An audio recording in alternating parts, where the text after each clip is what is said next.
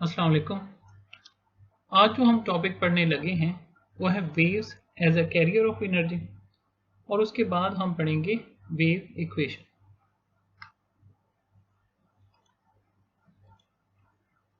अब जैसा कि इस वेव में आप देख सकते हैं कि जो वेव है उसके ज़रिए एनर्जी ट्रांसफ़र हुई है। इसी तरह इस फिगर में भी ऐसा ही जो है वो कि वेव के ज़रिए एनर्जी जो है वो एक पॉइंट से दूसरे पॉइंट को ट्रांसफ़र हो रही है। तो waves as a carrier of energy में हम ये देखेंगे कि किस तरह वेव्स के जरिए एनर्जी को एक पॉइंट से दूसरे पॉइंट तक ट्रांसफर किया जा सकता है। अब ये law of conservation of energy ही पर बेस्ड है कि जिसमें हम देखते हैं कि एनर्जी की एक फॉर्म चेंज हो जाती है एनर्जी की दूसरी फॉर्म में। अब फिगर में आप देख सकते हैं कि किसी पर्सन ने अपने हाथ को हिलाया जो कि अटैच था किसी स्ट्रिंग के साथ या स्प्रिंग के साथ, तो उसकी वजह से जो स्ट्रिंग है या स्प्रिंग है उसके अंदर वेव्स बन गई। अब जब वो वेव बनी है तो वो कैसे बनी है? मीन कि उस पर्सन की जो मस्कुलर एनर्जी है वो चेंज हो गई वेव एनर्जी में। यहाँ पर जो हाथ की वाइब्रेटिंग फोर्स थी उसने जो पार्टिकल्स हैं स्ट्रिंग के उन्हें डिस्टर्ब किया, मतलब उनको एनर्जी ट्रांसफर की, और इन पार्टिकल्स ने अपने नेबरिंग पार्टिकल्स को एनर्जी प्रोवाइड कर दी। तो हम कह सकते हैं कि जो मस्कुलर एनर्जी थी वो चेंज हो गई वेव एनर्जी में, या एनर्जी जो है वो ट्रांसफर हो गई एक पॉइंट से दूसरे पॉइंट तक in the form of wave. तो अभी तक हमने यही पढ़ा है कि वेव एनर्जी को ट्रांसफर कर देती है वन पॉइंट से अनदर पॉइंट, और बाकी एनर्जी चेंजेस की तरह वेव में भी एनर्जी की एक फॉर्म दूसरी फॉर्म में चेंज हो रही होती है।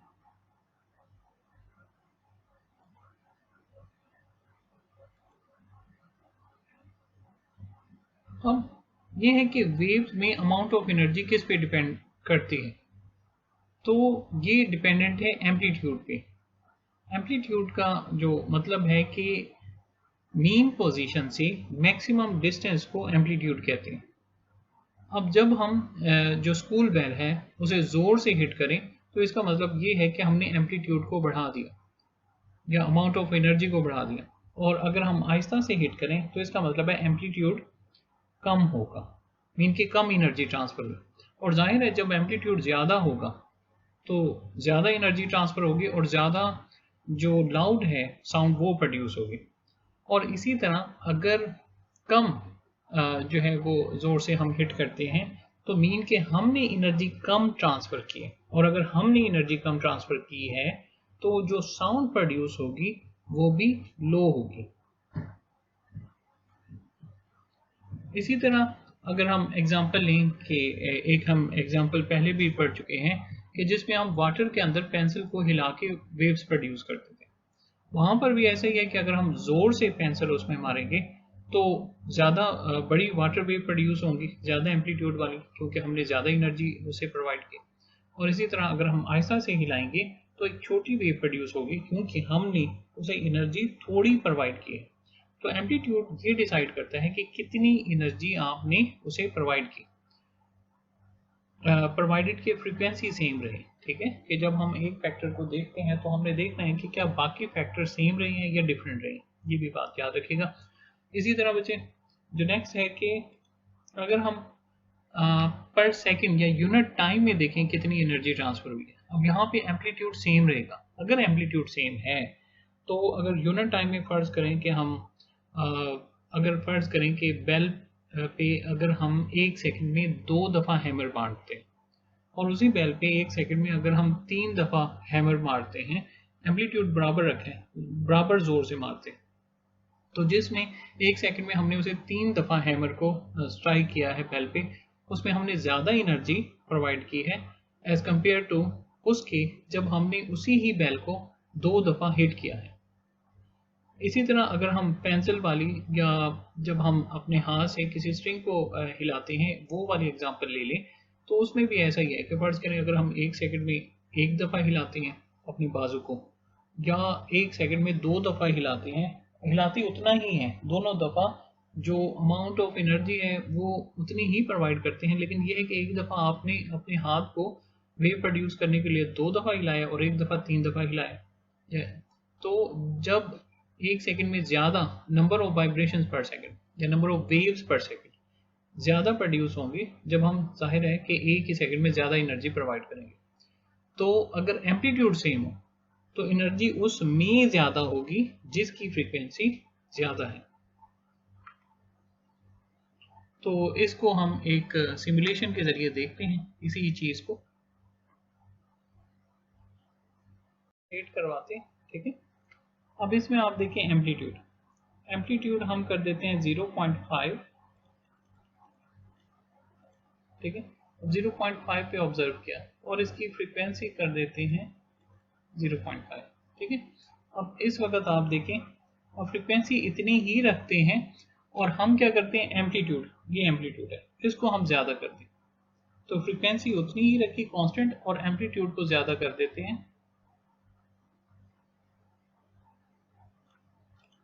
तो अब आप देख सकते हैं कि पहले की निस्बत ज़्यादा एनर्जी मिल रही है। ठीक है, अगर आप रोलर से देखें, ठीक है, अब ये कहाँ तक जा रहे हैं, अब एम्पलीट्यूड को कम करें।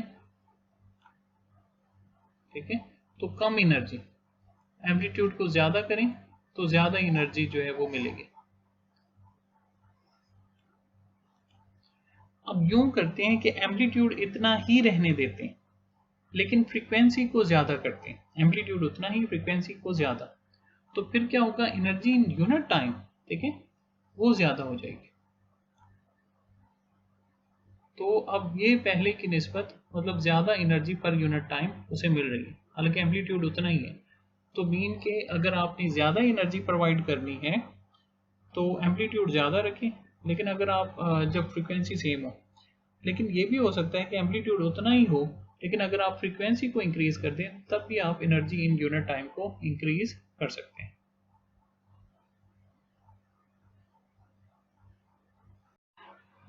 फिर बच्चे इन बातों के बाद फिर एक एक्टिविटी है, इसमें यह है कि हम एक पॉन्ड में स्टोन जो है वो ड्रॉप करते हैं।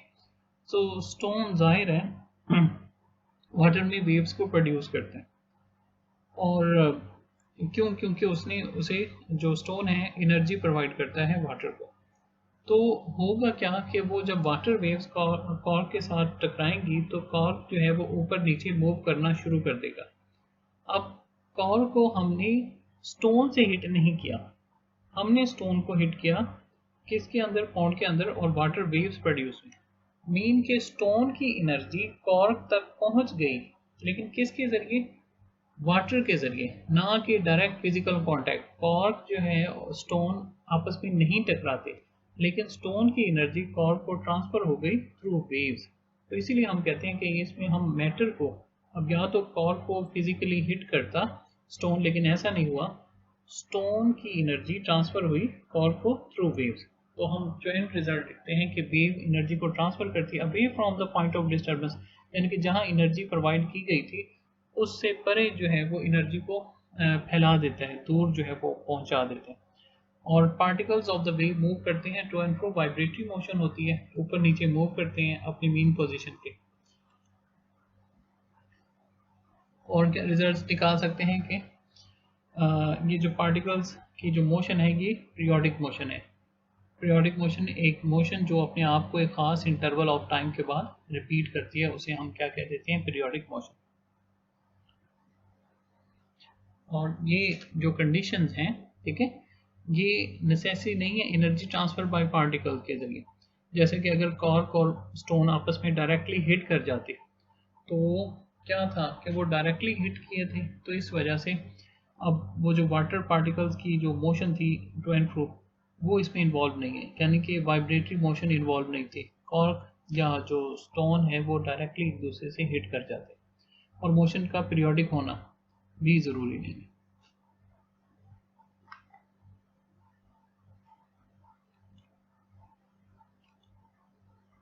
नेक्स्ट ये एक और टॉपिक है बच्चों कि wave equation. Wave equation v is equal to F lambda एक रिजल्ट है जो कि इलेक्ट्रोमैग्नेटिक हो या मैकेनिकल हो, तमाम वेव्स के लिए होल्ड करता है। हम इसको डिराइव करेंगे।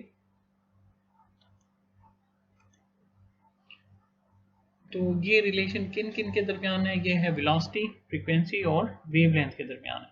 ठीक है, तो जब अब आपको अभी हमने पढ़ा कि जहाँ पर डिस्टरबेंस प्रोड्यूस होगी, वेव्स उससे परे एनर्जी को ट्रांसफर करेंगे, दूर ट्रांसफर कर देती है। तो इसी बात को मद्देनजर रखते हुए, यानी कि उस डिस्टरबेंस की एक स्पीड, खास स्पीड होती है, और वो स्पीड किस पे डिपेंडेंट है? वो जाहिर है डिपेंडेंट है एनर्जी पे। ज़्यादा अगर हम एनर्जी प्रोवाइड करेंगे at the point of disturbance तो ज़्यादा स्पीड होगी, अगर थोड़ी एनर्जी प्रोवाइड करेंगे तो थोड़ी स्पीड होगी। जैसे कि वाटर वेव्स ही की बात करें, अगर हम थोड़ा सा जो है वो एनर्जी जो है वो प्रोवाइड करें तो water waves Aahista Aahista move करेंगे, लेकिन अगर उसी पॉइंट पर हम ज़्यादा एनर्जी प्रोवाइड करें तो वाटर वेव्स तेज़ी के साथ मूव करेंगे। तो वो एक ख़ास स्पीड के साथ पॉइंट ऑफ डिस्टर्बेंस से अभी मूव करती हैं, तो उस स्पीड को क्या कहते हैं? Wave velocity. और वेलोसिटी किसके इक्वल है? Displacement over time. अगर हम मैग्नीट्यूड लें तो डिस्टेंस डिवाइडेड बाय टाइम। तो अब ये, यानी कि फर्ज करें पार्टिकल जो है वो मूव करता है अप एंड डाउन, ठीक है, तो उसकी वजह से वेव्स जो हैं जनरेट हुई। ठीक है, तो वो जी, यानी कि डिस्टर्बेंस, जैसे कि अगर हम पेंसिल को डिप करते हैं और अप एंड डाउन मूव करते हैं तो वाटर वेव्स जनरेट होती हैं।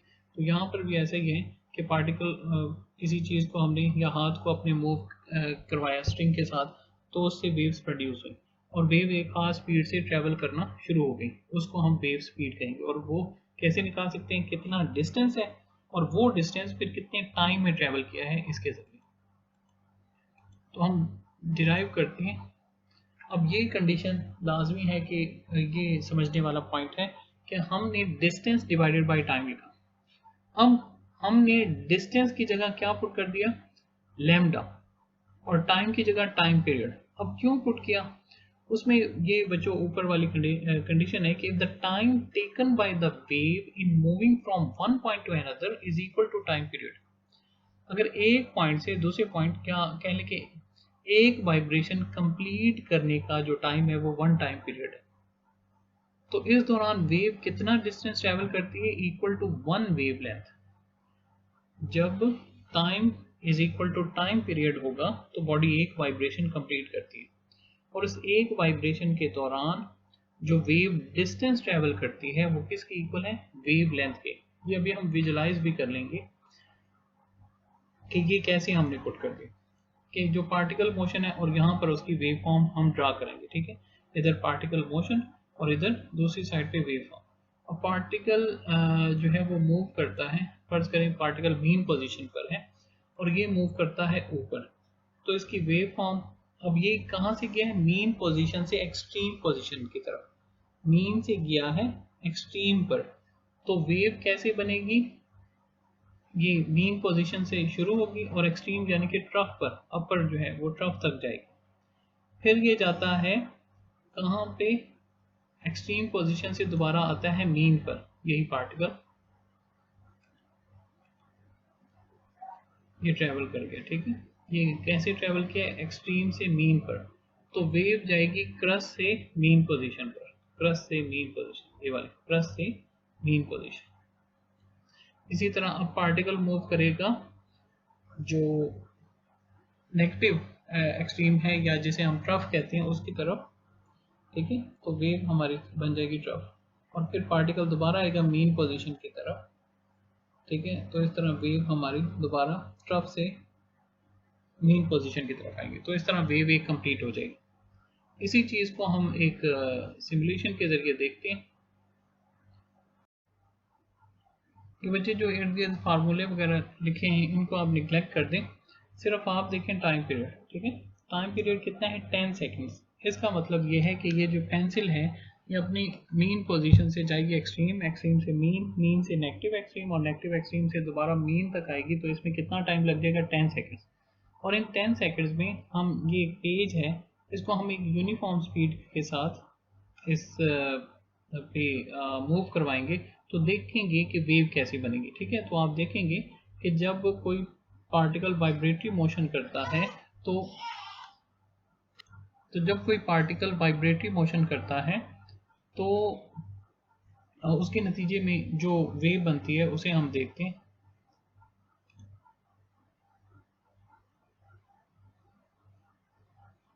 ये 5 सेकंड्स हो गए, 10 होने वाले हैं। अब हम स्टेप बाय स्टेप करते हैं। 9.5, 9.6, 7, 8, 9।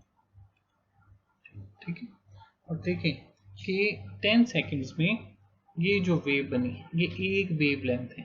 ठीक है, तो मीन के अगर किसी बॉडी को हम टाइम देते हैं इक्वल टू टाइम पीरियड, तो उस वक्त बॉडी जो डिस्टेंस ट्रेवल करती है वो इक्वल होती है 1 वेव लेंथ। इसे हम टाइम चेंज करके देखते हैं। फर्ज करें हम टाइम कर देते हैं 2 सेकंड्स।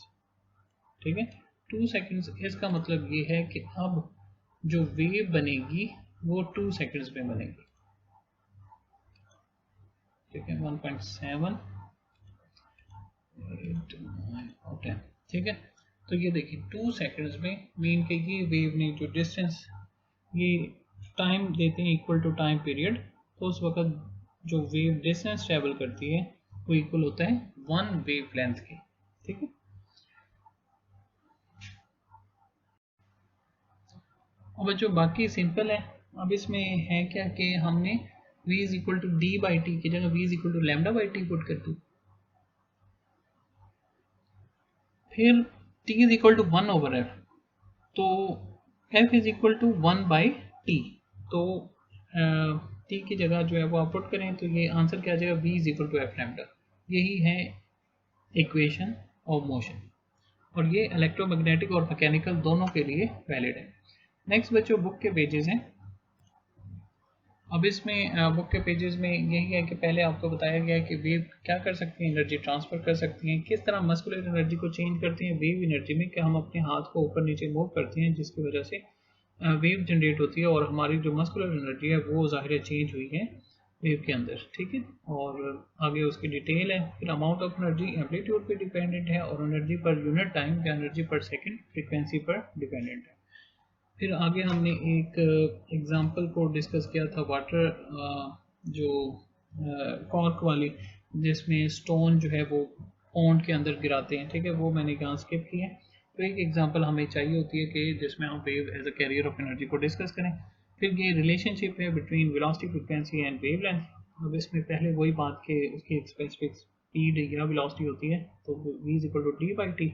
और ये जो कंडीशन है इंपॉर्टेंट है, इसके नीचे लिखी हुई कि time taken by the wave moving from one point to another is equal to time period. तो जो डिस्टेंस कवर्ड है वो इक्वल होगा वेवलेंथ के। तो v is equal to lambda by t और t is equal to 1 over f। तो f is equal to 1 by T, तो जो 1 बाई टी है उसकी जगह आप पुट कर दे f, v is equal to f lambda. और हमारा टॉपिक यहाँ पे ख़त्म होता है। ठीक है, पढ़ लीजिएगा। अल्लाह हाफिज़।